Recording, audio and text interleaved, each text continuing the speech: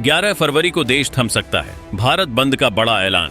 11 फरवरी ये सिर्फ एक तारीख नहीं है, ये वो दिन हो सकता है जब देश की रफ्तार अचानक थम जाए। सड़कों से लेकर कॉलेजों तक, बाजार से लेकर ट्रांसपोर्ट तक सब कुछ प्रभावित होने की आशंका है। भारत बंद का ऐलान हो चुका है, लेकिन असली सवाल ये है कि इसका असर आप पर कितना पड़ेगा और क्या आप इसके लिए तैयार हैं। कई लोग इसे हल्के में ले रहे हैं, लेकिन हालात बताते हैं कि ये मुद्दा गंभीर है और इसके नतीजे दूर तक जा सकते हैं।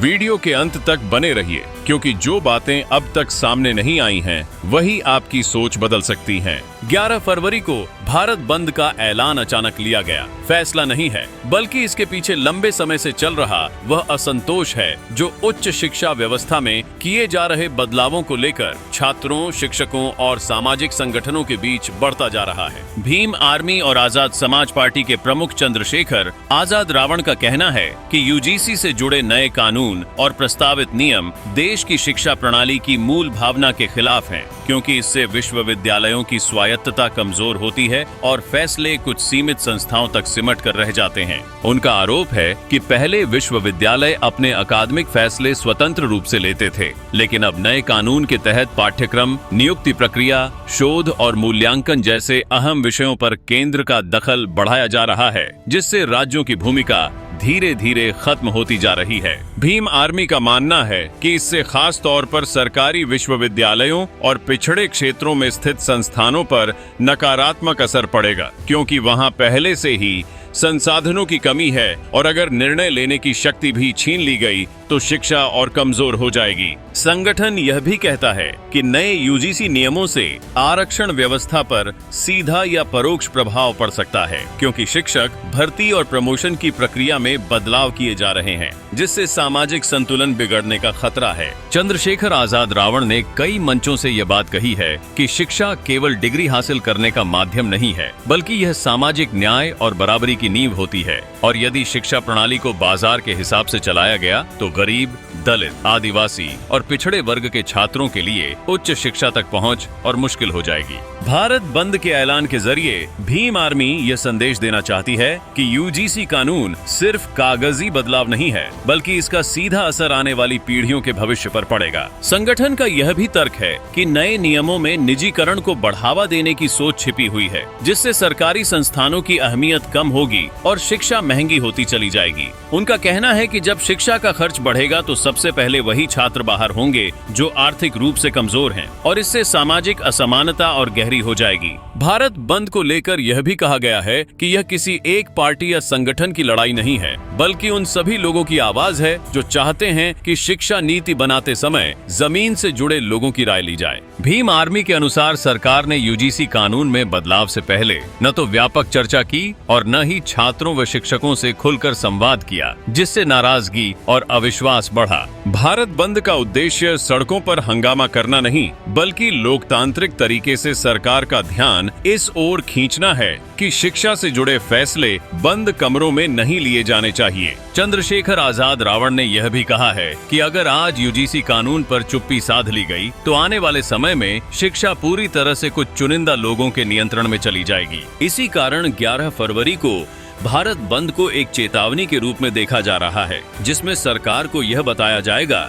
कि छात्र, शिक्षक और समाज अब शिक्षा के मुद्दे पर समझौता करने के मूड में नहीं है। संगठन का दावा है कि यह बंद शांतिपूर्ण रहेगा और इसका मकसद सिर्फ जागरूकता फैलाना है, ताकि आम नागरिक भी समझ सके कि यूजीसी कानून आखिर क्यों विवादों में है और इसका असर केवल विश्वविद्यालयों तक सीमित नहीं रहेगा, बल्कि पूरे समाज की सोच, अवसर और भविष्य को प्रभावित करेगा। 11 फरवरी को बुलाए गए भारत बंद को लेकर देश के कई हिस्सों में प्रशासन और आम लोग पहले से सतर्क नजर आ रहे हैं, क्योंकि ऐसे आयोजनों का सीधा असर रोजमर्रा की जिंदगी पर पड़ता है। कई राज्यों में स्थानीय प्रशासन ने सुरक्षा व्यवस्था मजबूत कर दी है और संवेदनशील इलाकों में अतिरिक्त पुलिस बल तैनात किया गया है ताकि किसी तरह की अव्यवस्था न हो। परिवहन सेवाओं को लेकर अलग अलग जगहों पर अलग स्थिति देखने को मिल सकती है, जहां कहीं बस और ट्रेन सेवाएं सामान्य रहेंगी तो कहीं आंशिक रूप से प्रभावित हो सकती हैं। दुकानदार, छोटे व्यापारी और दिहाड़ी मजदूर इस बात को लेकर पर असमंजस में हैं कि काम पर जाएं या नहीं, क्योंकि उनकी आमदनी रोज के काम पर ही निर्भर करती है। छात्रों और अभिभावकों के बीच भी भ्रम की स्थिति है, खासकर उन इलाकों में जहां परीक्षाएं या जरूरी शैक्षणिक गतिविधियां तय हैं। प्रशासन ने यह साफ किया है कि आपात सेवाएं जैसे अस्पताल, एम्बुलेंस और जरूरी सेवाएं हर हाल में चालू रहेंगी, ताकि आम जनता को किसी बड़ी परेशानी का सामना न करना पड़े। भारत बंद का एक बड़ा असर सोशल मीडिया पर भी देखने को मिल रहा है, जहां लोग अपने अपने विचार रख रहे हैं और इस मुद्दे पर खुलकर चर्चा हो रही है,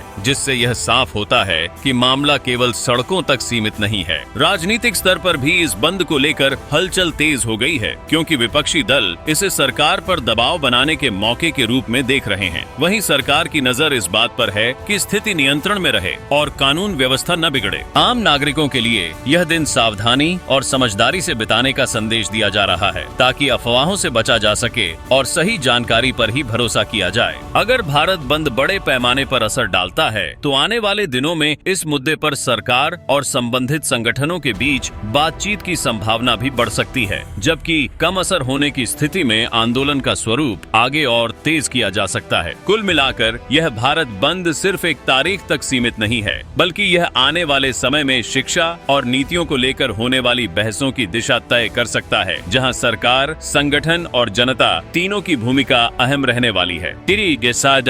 तीनों की भूमिका अहम। चंद्रशेखर आजाद, रावण और भीम आर्मी ने हमेशा संविधान, शिक्षा और बराबरी की बात की है। भारत बंद का आह्वान भी किसी अव्यवस्था के लिए नहीं, बल्कि लोकतांत्रिक तरीके से अपनी बात रखने के लिए किया गया है। संगठन का संदेश साफ है कि बदलाव हिंसा से नहीं, जागरूकता और एकजुटता से आता है। यह आंदोलन उन करोड़ों छात्रों और आम लोगों की आवाज बनने की कोशिश है, जो अपनी बात शांति से सरकार तक पहुंचाना चाहते हैं। अब जिम्मेदारी हम सबकी है कि हम सच को समझें, सही जानकारी फैलाएं और लोकतंत्र को मजबूत करने में अपनी भूमिका निभाएं।